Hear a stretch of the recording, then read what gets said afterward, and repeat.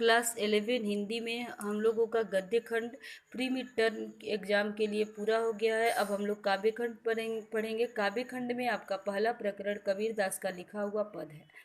कबीरदास का जीवन परिचय हमने इसलिए नहीं लिखा है क्योंकि कबीरदास को आपने कई बार पढ़ चुका है, आप कबीरदास के बारे में अच्छे से जानते हैं, लेकिन मैं मुख्य बिंदु को लिखी हूँ। जिन मुख्य बिंदुओं को आप अपनी कॉपी में लिखेंगे, इस पे टिप्पणी करेंगे। तो कबीरदास का जीवन परिचय आप जानते हैं। कबीरदास जी भक्तिकाल के निर्गुण ज्ञानाश्रय शाखा के प्रतिनिधि कवि थे।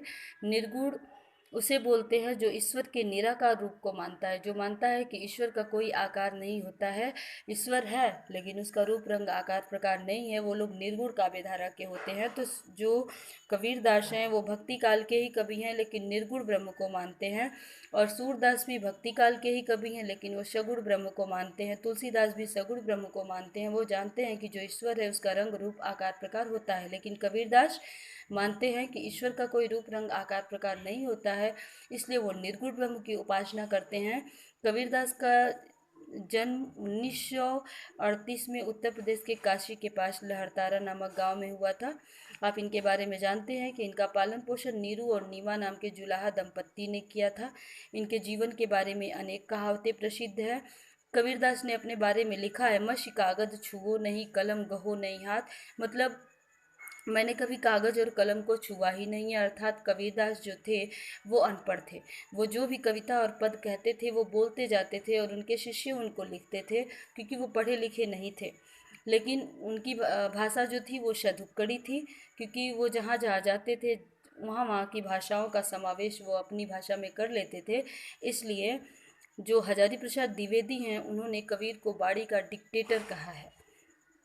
इनके गुरु रामानंद थे। इनकी प्रमुख रचनाएं साखी शबद और रामायणी है। कबीर ग्रंथावली में संग्रहित है। ये इनकी जो साहित्य की विशेषता है, ये साहित्य जो इनका था ओजपूर्ण और प्रभावशाली था। कबीरदास मस्त मौला और फक्कड़ थे। वो समाज के अंधविश्वास और कुरीतियों का खंडन किया करते थे। भाषा शैली, इनकी भाषा मैंने बताया ना, इनकी भाषा शतुक्कड़ी है या पंचमेल खिचड़ी कह सकते हैं, क्योंकि इनकी भाषाओं में अनेक भाषाओं का समन्वय है। तो रामचंद्र शुक्ल ने इनकी भाषा को शतुक्कड़ी भाषा कहा है। तो इनका पद देखते हैं। 2 पद आपको पढ़ने हैं कबीरदास के।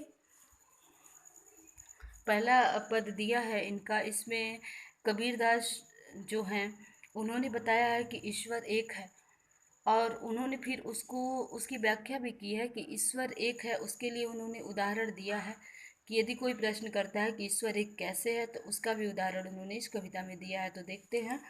हम तो एक एक कर जाना, दो ही कहे तीन तीन ही को दो जग, जिन नाहिन पहचाना, एक पवन एक ही पानी, एक ज्योति समाना, एक खाक गढ़े सब भाड़े, एक कोहरा शाना, जैसे बाढ़ी काष्ट ही काटे अगिन न काटे कोई, सब घट यंतर तू ही व्यापक धरे स्वरूप सोई, माया देख के जगत लुभाना, काहे रे नर गरबाना, निर्भय भया कछु नहीं व्यापे, कहे कबीर दीवाना। तो इसमें दिया है कबीरदास कह रहे हैं कि हम तो एक एक कर जाना, हम तो मतलब मैं तो एक एक कर, एक ही ईश्वर को, एक ईश्वर एक आत्मा और एक परमात्मा को ही जानता हूँ। दो ही कहे, जो मानता है कि ईश्वर आत्मा और परमात्मा में भेद है, तीन ही को दो जग, दो जग नहीं, यहाँ दो जग होना चाहिए। दो जग मतलब होता है नरक, उनको नरक मिलेगा। जिन नाहीन पहचाना, जिन्होंने, नहीं मतलब नहीं, पहचाना मतलब ईश्वर को, जिन्होंने ईश्वर को नहीं पहचाना वो दो कहते हैं ईश्वर दो है, और उन्हें नरक प्राप्त हो, क्योंकि मैं तो मानता हूँ कि ईश्वर एक ही है। उदाहरण दे रहे हैं कि जैसे एक है खाक, एक है मतलब एक ही, खाक मतलब मिट्टी से, गढ़े मतलब बनाता है, सब मतलब सब, भाड़े मतलब बर्तन, एक है मतलब एक ही, कुहार मतलब कोहरा, शाना मतलब शान करके, कुहारा मतलब कुम्हार होता है। जैसे एक ही मिट्टी को शान करके जो कुम्हार होता है सब तरह के बर्तनों का निर्माण करता है, वैसे ही ईश्वर है, एक ही परमात्मा है जो हम सब मनुष्यों का निर्माण करता है। जो हम देखने में अलग अलग लगते हैं, हम सब का निर्माण एक ही ईश्वर करता है। जैसे बाढ़ी, बाढ़ी मतलब बढ़ई, काष्ठ मतलब लकड़ी को ही काटता है, अगिन न काटे कोई। अग्नि मतलब यदि लकड़ी में आग लगा दी जाए तो लकड़ी को काटा जा सकता है, लेकिन उसमें लगी हुई आग को नहीं काटा जा सकता।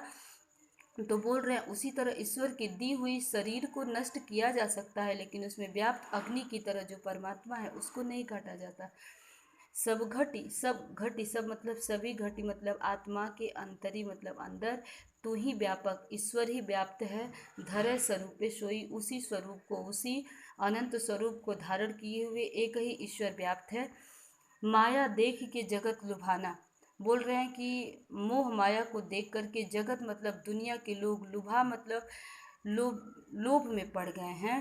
काहे रे नर गर्वाना, गर्वाना मतलब गर्व करना, नर मतलब ए मनुष्य तुम क्यों गर्व कर रहे हो, किस, क्योंकि इस संसार में लोग माया और मोह में भ्रमित हैं। निर्भय भया, निर्भय मतलब निडर, भया मतलब जो हो जाता है। कछु नहीं व्यापे, कुछ भी नहीं व्यापे मतलब व्याप्त होता है, उसके अंदर किसी भी प्रकार का डर व्याप्त नहीं होगा। जो निडर हो जाता है, जो मानता है कि वह ईश्वर का है और ईश्वर ही उसका कल्याण करेंगे।